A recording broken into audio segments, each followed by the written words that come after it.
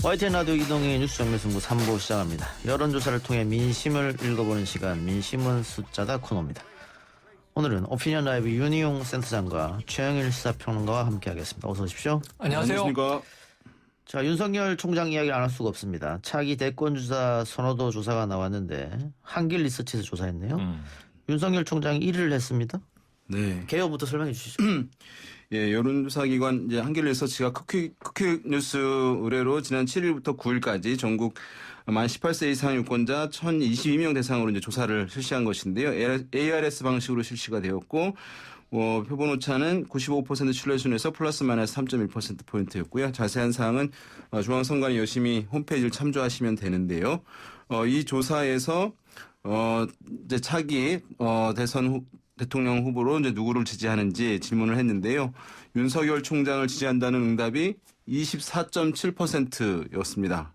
그리고 이제 1위로 나타났고 2위는 이제 이낙연 대표가 22.2%, 3위는 이재명 경기지사가 18.4%로 기록했고요. 그래서 윤석열 총장이 어쨌든 상승하는 흐름세는 있었는데 20% 중반대까지 나오게 되면서 상당히 이제 주목을 받은 조사 결과였다고 할 수 있겠습니다. 윤석열 총장이 국정감사 이후로 상승했던 건 누구나 다 예상할 만한데 부동의 1, 2위를 하고 있었던 이낙연, 이재명을 제치고 1위. 네. 하면서 많이 사람들이 오? 라고 했어요. 거기에 지금 언론이 상징적인 의미를 또 부여하고 있는 거죠. 왜냐하면 사실은 이게 엄격하게 보면 1, 2위 차이는 이제 이 표본 오차 3.1% 안에 들어가기 때문에 원래는 이럴 때 이제 동률이다. 그렇게 이야기를 하는데 어쨌든 오차 범위 내 1위 이렇게 이야기를 해보겠습니다. 그동안 사실은 부동의 3위긴 했죠. 여론조사에서 빼달라. 난 현재 공직자 상황이다. 나는 대권 관심 없다. 지난해 그렇게 얘기를 했어요. 빠졌을 때는 이제 없었지만 들어가면 어쨌든 3위예요. 그런데 이번에는 이제 여야 망라하고 1위를 찍었다. 상징적인 의미가 있습니다. 근데 이 어제 오늘 평론가, 전문가 모두 이게 어떻게 된 현상이냐 해석을 위해서 노력을 하잖아요. 중론이 이제 두 가지로 모아집니다. 하나는 이제 야당이 주장하는데 이거 여당 책임 아니냐. 여당의 지금 현 정부의 현직 검찰총장이 이게 야권 후보 대권주자 1순위라면 문제 있는 거 아니냐. 추미애 장관이 때릴수록 커진다. 추미애 효과다라고 이제 해석을 하는 거 하나. 또 하나는 이제 지금 장제원 의원은 좀 자성의 이야기를 했는데요. 지금 야권이 얼마나 대권 주자가 지리멸렬하고 이렇게 희귀하면 현직 검찰총장이 대권 주자 1위가 되겠느냐. 이거는 야권의 잘못이다. 그러니까 지금 야권의 존재감 부재, 야권의 대권 주자 공백 사실 없는 건 아닌데 지지율이 안 나오죠. 근데 저는 이 두 가지가 다 각각의 진실이라고 보기 때문에 이 한 가지 요인이 아니라 섞여 있는 것이다. 지금 추 장관과 이 대립각을 세우고 있는 윤석열 총장만 보이는 상황이 올해 또 연출이 됐고 그다음에 야권 내에서는 원희룡 제주지사 같은 경우가 대권 도전 선언했어요. 당내에는 내 적수가 없다. 내 적은 윤석열 안철수다. 이렇게 얘기를 했단 말이에요. 근데 안 나와요. 정작 이 원지사 같은 경우에는. 그래서 이런 부분에서 또 이번에는 조사에 국민의힘 후보들은 빠져 있죠. 네, 알겠습니다. 자, 지금 최영일 평론가가 얘기해 준 것은 왜 정치적으로 이렇게 많이 나올 수밖에 없었냐 해석을 해 주셨고 조사의 문제점은 윤희용 분석가가 해 주실 텐데 조사 방법의 문제점이 있었다. 크게 한 세 가지 같아요. 유선 전화의 가중치를 좀 많이 두지 않았냐. 두 번째는 50대, 60대 이상 연령층에게 할당을 너무 많이 줬다라는 거. 세 번째는 방금 말씀하신 겁니다. 질문 자체에 문제가 있었다라고 하는 것. 요 세 개를 나눠서 한번 다 얘기해 주시죠. 일단 이제 이 조사 아까 이제 좀 말씀드리지 못한 것은 응답률은 3.8%였고, 근데 유무선 혼용 방식으로 이제 실시가 됐네요. 이제 이 조사 같은 경우에 보게 되면, 우리가 이제 유무선 혼합이라고 했는데 이제 유선이라고 하는 것은 집 전화를 얘기하는 것입니다. 이건 전화 면접으로 실시되긴 했는데 이것은 이제 한 23% 정도가 반영이 됐는데 집 전화로 이제 많이 하게 되면 이제 그런 문제가 있어요. 뭐냐면 집 전화 가지는 게 요즘에 대세가 아니잖아요. 없죠. 휴대전화만 그냥 사용하거나 아니면 인터넷 연결되어 가지고 070을 쓰는 경우들이 이제 많이 있기 때문에 그러면 집 전화 있는 분들 같은 경우는 그 지역에 좀 오래 사는 분들일 가능성이 이제 높고 그다음에 집에 있어야 전화를 받는 거잖아요. 그러니까 조사되는 기간 동안에 집에 있으신 분들이니까 어떤 자영업 하시는 분들이라거나 아니면 가게이거나 주부라든가 아니면 약간 직장인 지금 무직 상태인 분들. 그러니까 고연령의 약간 이제 보수 성향층이 있을 가능성이 있기 때문에 이제 그것은 근데 이거 한다고 해서 조사가 잘못된 것은 아니에요. 예. 그래서 어쨌든 그런 특성들이 있을 수 있고 그다음에 방금 이제 말씀하신 이제 진행자께서 말씀하신 50대, 60대가 많았다. 그것은 이제 모든 조사에서 대부분의 조사에서 많이 이제 표집이 돼요. 왜냐면 조사가 좀 더 수월하니까. 그러나 반영하는 것은 실제 인구 비대로 반영을 하는 것이고 그것을 어려운 말로 이제 가중치를 둔다라고 하는 것이기 때문에 실제 조사 결과에 영향 주는 건 아니에요. 네, 그래서 그 문제는 없다고 볼 수 있겠고 뭐 문제라기보다는 이 선택지에서 우리가 이제 1번 누구, 2번 누구, 3번 누구 중에서 누구를 지지하냐라고 하면은 그 이름을 불러주고 안 불러주고가 엄청 중요하긴 한데요. 그렇죠. 지금 보게 되면 총 6명의 후보를 불러줬는데 이제 여권에 있는 3명의 후보 이낙연, 이재명, 그다음에 심상정. 그다음에 이제 야권에서도 3명을 선택을 이제 불러줬어요. 근데 지금 나오고 있는 이제 거론된 인물이 윤석열 총장. 그다음에 홍준표 무소속 의원. 예, 무소속 의원.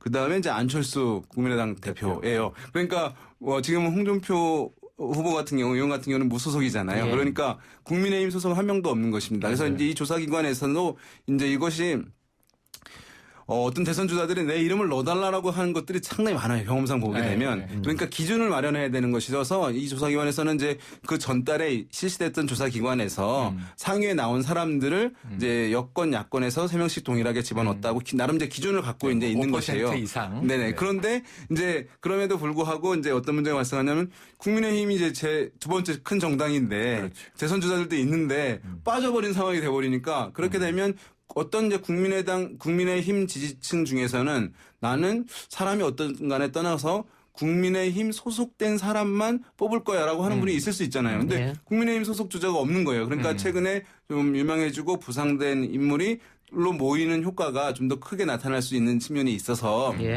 아마도 이제 가파르게 상승해서 20% 중반대까지 나오게 되는 데는 저는 뭐 1위도 할 수 있는 상황이라고 보긴 합니다만 이렇게 빠르게 올라가는 데는 그 효과도 약간 이제 있을 수 있다. 알겠습니다. 정리를 하면 국민의힘 제1야당인 국민의힘 후보가 없었기 때문에 그 아예 응답을 포기한 사람도 있을 테고 일부 그리고 방금 말씀한 것처럼 윤석열로 몰렸다 한쪽으로. 근데 여당 후보들은 이재명, 이낙연으로 이제 나눠지셨고 뭐 그런 효과가 있었다는 분석이고요. 그 윤석열 총장의 이런 상승세 앞으로도 계속 이어질 것 같긴 합니다만 그렇죠. 이게 국민의힘의 알파가 되느냐 독이 되느냐 후자를 분석하는 분도 많이 계시더라고요. 저는 후자 쪽이에요. 저는 개인적으로 명백히 후자인데 자 이제 이런 거예요. 자, 윤 총장이 내년 7월에 임기를 다 마치고 나오든 그때는 국민의힘 입장에서 대권 준비하기엔 늦은 시간이에요. 그렇죠. 이미 늦어요. 그렇죠. 올 재보선 끝나면 바로 대권 준비 들어가는데 재보선 하면서도 대권 주자가 서울시장을 나갈까 대권을 나갈까 이 고민을 하고 있는 상황인데 지금 내년 7월 임기 마치고 어쩌면 화려하게 정계에 나올 수는 있겠지만 대선 준비할 시간이 없다. 그러니까 국민의힘 일정하고 안 맞고 그럼 이제 임기를 마치기 전에 뭐 스스로 사직할 수가 있겠죠. 지금 같은 상황에서 연말 연초 혹은 4월 재보선 전후 그렇다 하더라도 저는 이 국민의힘과 화학적 결합이 불가하다. 자꾸 이걸 잊고 계신데 윤 총장의 아이덴티티 정체성은 뭐냐면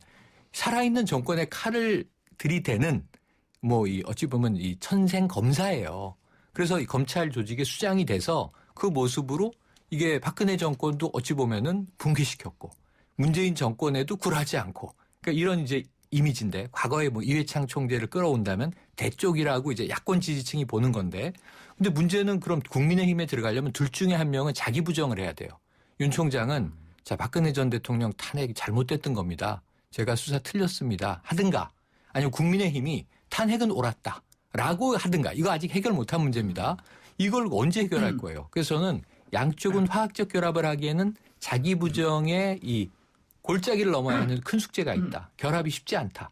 그럼 어떻게 되느냐 하면 대권에 나오면 국민의힘은 혼란이 일어나고 대권에 윤 총장이 안 나올 수 있잖아요. 뭐 지지율은 이렇고 속으로 기분 좋겠죠. 누구라도 1등하면 기분은 좋은 거예요. 그리고 저는 대권 욕심이 없다가도 생기는 게 여론조사예요. 그 지금 이 윤석열 총장의 마음은 어떨까 이거 궁금해요. 자, 그런데 만약에 대권 도전을 안 해도 지금 현재 보시다시피 국민의힘 주자들을 다 가려버리는 이 안막 효과를 지금 만들어내고 있는 겁니다. 그래서 어떻게 봐도 독이다. 저는 이제 문제가 있다. 예. 국민의힘은 정말 이거 항상 자강론 얘기 많이 했어요. 예. 자강도 못하고 그럼 얹혀갈 겁니까? 예. 얹혀가다니 자기 부정을 해야 되고. 그럼 얹혀가지 않자니 윤석열 이상의 주자를 지금 몇 개월 안에 만들어내야 돼요. 그럼 몇 년 동안 안 나오던 인물이 하늘에서 떨어집니까? 이런 문제가 있다. 그러니까 타임라인상 만일 윤 총장이 임기를 마치게 되면 늦다. 안 된다는 것이고. 많이 늦습니다. 또 만일 임기를 마치게 되면은 그때까지 7월 달까지 아까 우리 여론조사 얘기한 대로 다른 국민의힘 잠룡들의 프로테지를 다 먹을 거 아닙니까? 맞아요. 블랙홀이 된 거예요. 근데 그때 가서 저는 정치 안 합니다. 그러면 또 국민의힘 주자들이 난리 나죠. 클 수 있는 시간이 없어져 버리고 그런 문제가 있다고 했는데 이게 이제 보면 여론조사 사실은 이제 대선에서는 여러 이제 비판들이 있음에도 불구하고 대선의 구도 과정 뭐 결과까지도 사실은 여론조사가 상당 부분 좌우하는 측면이 있거든요. 왜냐하면 여론조사에서 1등, 2등, 3등으로 나온다. 그러면 그 상위 후보들 중심으로 미디어는 기사를 많이 생산하게 내게 되면 들으시는 이제 국민들은 이제 그 미디어로부터 정보를 듣는 거잖아요. 그 대선 후보들이 행보하는데 옆에 가서 지켜보고 있는 게 아니거든요. 그러니까 그 사람들에 대한 정보를 더 많이 듣게 돼요. 그러니까 유명하니까 더 유명해지는 거예요. 이제 그런 현상들이 나타나게 되는데 그래서 실제로는 사실은 우리나라 미래를 책임질 사람으로서 어떤 자질이 이제 있느냐, 누가 더 이런 자질에서는 뛰어나느냐, 이런 역량을 가진 사람 누구냐, 이제 이런 조사가 이루어져야 되는데 이게 이제 순위 조사만 이루어지잖아요. 그러니까 사람들이 국민들이 이제 보시기에 저 사람이 지금 1등 달리고 있는 후보야, 2등 달리고 있는 후보야. 그러니까 사람이 등수로만 기억을 하게 되는 것이에요. 그런데 이 여론조사라는 거 하는 것이 중요한 것이 뭐냐면 합이 이제 100%라는 거예요. 그러니까 대선이 가까워지고 도전하는 사람들이 많아지면 100%에서 120%, 130% 늘어나면 아무 문제가 없는데 합이 100%로 정해져 있다 보니까 고정돼 있다 보니까 누군가 지지율이 높다는 얘기는 상대적으로 그 진영 내에서 다른 주자들은 지지율이 낮다는 것을 의미하는 것이기 때문에 윤석열 총장이 지금 20% 중반대 가져가게 되면 나머지 한 15% 정도 만약에 한 40 정도라고 본다면 보수 진영을 다른 후보들이 이제 대여섯 명에서 그것을 나눠 가질 수밖에 없기 때문에 5% 넘는 후보도 나오기가 쉽지는 않은 상황. 두 자릿수는 거의 불가능하다고 보는 게 맞거든요. 그러면 말씀하신 대로 이제 보수 진영에서는 고령층들이 주로 지지층이기 때문에 어떤 후보를 띄우는데 부상하는데 시간이 진보 진영보다 많이 걸려요. 젊은 층들은 정습득이 좀 상대적으로 빠르기 때문에 짧은 시간에 스타를 만드는 게 가능한데 보수 진영은 이제 고령층들 많이 있기 때문에 시간을 좀 길게 이제 보는 게 필요한데 내년 이제 7월 되는데 대선이 몇 달 안 남은 상황에서 부랴부랴 누구를 이제 부상시키려고 한다. 윤석열 총장이 출마를 안 한다고 했을 때. 그게 쉽지 않은 상황이기 때문에 지금 이 조사 결과들은 최근에 윤석열 총장의 부상은 보수 진영에 어떤 기대감들을 주는 측면도 있습니다만은 국민의힘 소속에는 상당히 어두운 그늘을 주고 있는 상황이다 보겠습니다. 두 분 다 동일하네요. 알파가 아니고 마이너스가 될 것이다. 동일한데 이건 어떻습니까? 만일 검찰총장 타이틀을 뗐을 때 어떻게 될 것이냐. 네. 지금은 뭐 검찰총장 타이틀을 갖고 있기 때문에 지지를 받지. 그 타이틀을 떼고 자연인 정치인으로서 들어왔을 때는 거의 뭐 반토막 날 것이다. 예전에 뭐 안철수, 반기문, 고건 그랬던 것처럼 뭐 이런 얘기도 있던데. 저도 그렇게 봐요. 근데 그렇게 보는데 자, 과거에 이제 학습 효과를 가지고 윤 총장이 이거 뭐 정치를 안 하면 모를까. 안 하면 자연으로 돌아가서 이 우리 사회와 국민들에게 봉사할 길을 찾겠다. 이게 정치 외에 뭔가 정말 순수한 의미의 봉사다. 그럼 전 박수 받을 거라고 생각해요. 그런데 문제는 자, 내가 1등도 먹어봤는데 한번 국민 지지를 확 끌어당기면 한번 대권 잡을 수 있는 거 아니야? 전 어느 인간도 이 유혹을 거부하기 힘들 것 같아요. 1등을 찍으면. 그럼 이제 정치에 대한 구상을 지금부터 한단 말이에요. 물어도 보고 사람들에게. 근데 어느 세력과의 결합할 거냐에 따라서 경우의 수가 좀 시나리오가 다양해져요. 예를 들면 별거 아닌 것 같지만 지금 보세요. 뭐 안철수 대표 국민의힘, 국민의당 뭐 별 역량이 없습니다. 의석 3개고. 또 안철수 대표는 지금 이 원외 인사기도 하고. 근데 만약에 신문에 어느 날 이런 실리는 거죠. 자, 윤석열, 안철수와 손잡기로. 뭐 그럼 이건 관심이 확 또 쏠리는 거예요. 아까 윤희용 센터장 말씀처럼 뉴스가 뉴스를 계속 이제 확대 재생산하면서 쏠리면 그럼 국민의힘은 또 소외돼. 국민의당이 의석 3개인데 또 주목받아. 그럼 윤석열하고 안철수하고 만약에 결합을 하면 어떤 이제 새로운 모습이 만들어질까? 사람들은 상상을 자극해. 그러니까 이런 효과거든요. 그래서 윤 총장이 반기문 총장 정말 그 이름값만 가지고 야 내가 유엔 사무총장 했는데 고국에 돌아가서 이제 대권한다. 그럼 이제 글로벌 경영도 했는데 뭐 국가 경영 못하겠어? 국민들이 따라오겠지. 근데 문제는 그렇지가 않았다는 거죠. 이 고위공직자가 정말 이 험한 또 마타도와 네거티브가 난무하는 정치판에서 그 악플들을 견뎌내면서 생존하는 게 쉬운 일이 아니라는 걸 몇 번 봤는데 자, 윤 총장은 지금 그 내성을 좀 버티고 있어요. 전 윤 총장이 개인적으로 정치에 나오는 게 한국 정치나 그 개인에게 좋을까 하면은 좀 저는 우려하는 입장이지만 만약에 정치평론을 하는 입장에서 그런 현상이 벌어지면 그 하나의 또 파괴력으로 작용을 한단 말이죠. 우리 대선판에. 그래서 저는 윤 총장이 어떤 시나리오를 들고 나오냐에 따라서 몰락이냐 혹은 반짝 상승이냐 혹은 제법 또 이제 대권 레이스에 한 몫을 하느냐 좀 한 세 가지 길이 다르게 갈 것 같아요. 어느 세력과 손잡느냐. 예. 여기에 따라서 달라질 수 있다고 봅니다. 이게 이제 지난번 박근혜 정부 때 탄핵, 그다음에 지금 이제 코로나19 이 국면이 국민들에게 이제 주는 교훈들, 효과들이 있다고 볼 수 있는데 뭐냐 하면 이제 정말 지도자를 대통령을 여러 가지 이제 역량을 갖추거나 뭐 또 도덕성이든 여러 가지 갖춘 인물이 필요하다. 그다음에 실제 또 이제 특별한 다른 사람들을 뽑아야 이제 제대로 된 사람을 뽑아야지 그런 일이 안 당하고 또 코로나19것처럼 이런 위기 상황에서도 대응들을 잘하면서 국가의 품격도 올라가고 또 국민의 생명과 안전도 지켜진다라고 하는 이제 교훈들이 매우 높게 이제 형성이 되어 있다고 보여요. 예. 그런 것들을 이제 보게 되면 윤석열 총장은 정의라고 하는 코드에 이제 맞는 부분들이 있어서 일정 부분 호응받을 수 있는 여지가 있습니다만은 종합적으로 국가를 운영할 수 있는 인물인가에 대한 이제 판단을 국민들이 하게 된다고 한다면 그렇죠. 이런 이제 학습 효과로 상당히 수준이 올라가 있는 국민들로서는 그런 부분들은 좀 아쉬운 부분으로 지적할 수 있기 때문에 윤석열 총장의 인기가 일정 부분 저는 당분간 갈 수밖에 없는 부분이 있겠습니다만은 나중에 가서 불확실한 측면도 지금 상당히 높은 편이다라고 보는 게 맞지 않나 싶어요. 높죠. 예, 알겠습니다. 자, 문자로 8703님께서 질문을 주셨네요. 윤 총장이 만약 무소속으로 나오면 어떻게 됩니까? 라고 하셨는데 이건 제가 짧게 답하고 넘어가겠습니다. 네네. 이게 지금 윤석열 총장이 보수 주자로 인식하고 평가가 되기 때문에 맞아요. 만일 무소속으로 나온다면 표 분산 효과가 있어서 민주당이 훨씬 더 유리해지겠죠. 맞습니다. 자, 정당 지지도 살펴볼까요? 이번에는 최영일 평론가가 그 개요 설명해 주시죠. 자, 정당 지지율 지금 더불어민주당이 11월 1주차 주간 집계입니다. 1.4%포인트가 내려갔어요. 33.3%. 국민의힘은 1.9%포인트가 또 내려갔어요. 그래서 26.1%. 이 한 자릿수의 격차가 있습니다. 자, 열린민주당은 0.6%포인트가 올라서 7.6%, 국민의당은 1.0%포인트가 올라서 7.3%, 정의당도 0.7%가 올라서 5.9%. 조금씩 군소정당들은 올랐다. 근데 이제 민주당과 지금 더불어민주당과 그러니까 국민의힘은 조금씩 내려갔다. 12일 발표된 리얼미터 11월 2주차 중간 집계고요. 예. 지금 이 더불어민주당, 국민의힘 동반 하락, 양당 격차는 2%포인트, 4주 연속 오차범위 밖 흐름을 또 보인 게 있습니다. 지금 이게 이 TBS 의뢰로 9일에서 11일까지 전국 18세 이상 유권자 3만 132명에게 통화를 지도해서 최종 1,504명이 응답, 5.0%의 응답률이고요.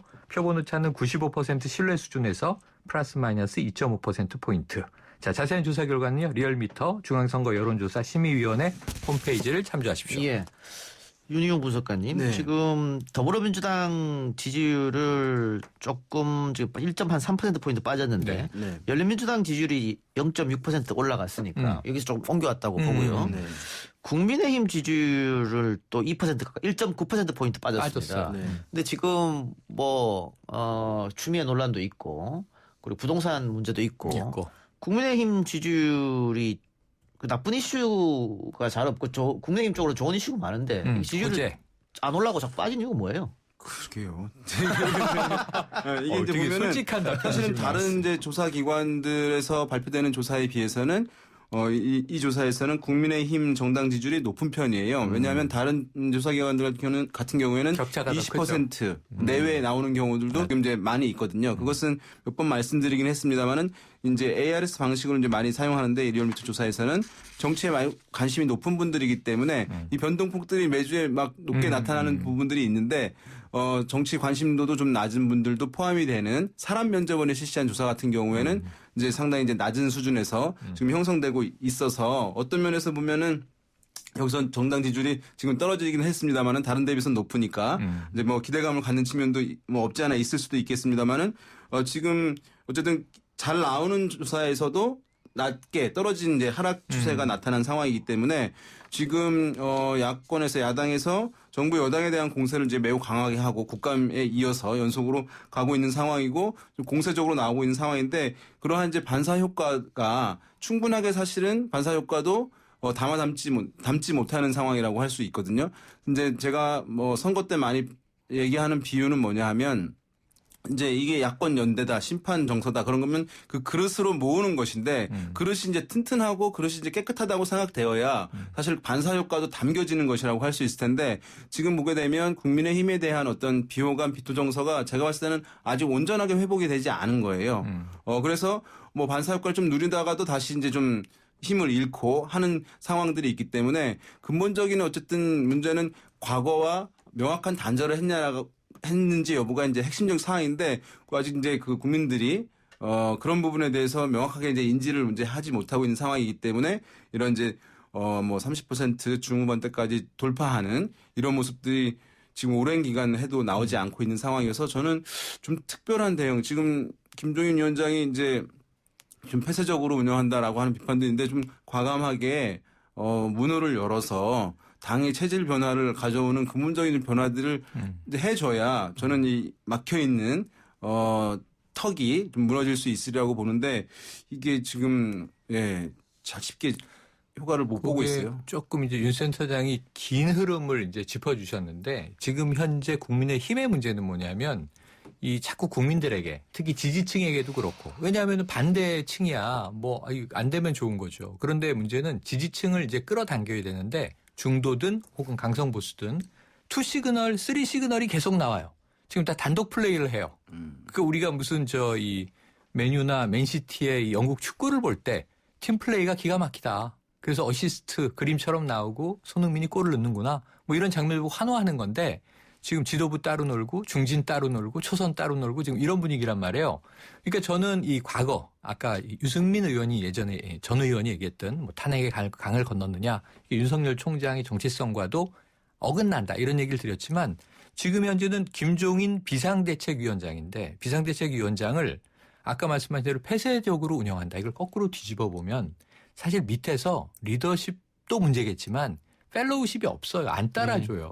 지도부가 얘기하면 다른 얘기예요. 그 밑에서는 항상 그걸 또 비판을 해요.